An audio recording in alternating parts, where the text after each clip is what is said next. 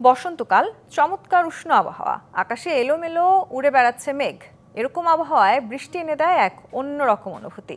আর যদি সে বৃষ্টি হয় চকলেটের, তাহলে তো কথাই নেই।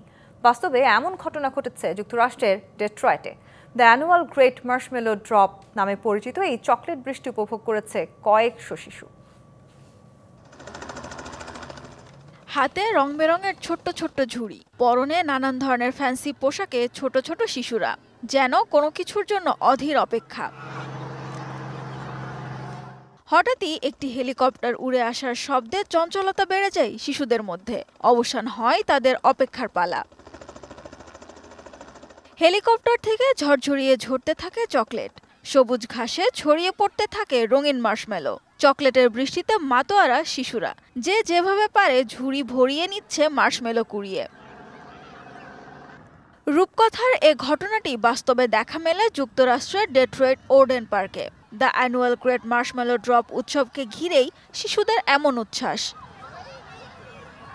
তবে খোলা জায়গায় ফেলা এসব চকলেট খাওয়ার জন্য নয়। শিশুরা এসব চকলেট কুড়িয়ে তার বদলে পাচ্ছে বিভিন্ন গিফট ব্যাগ।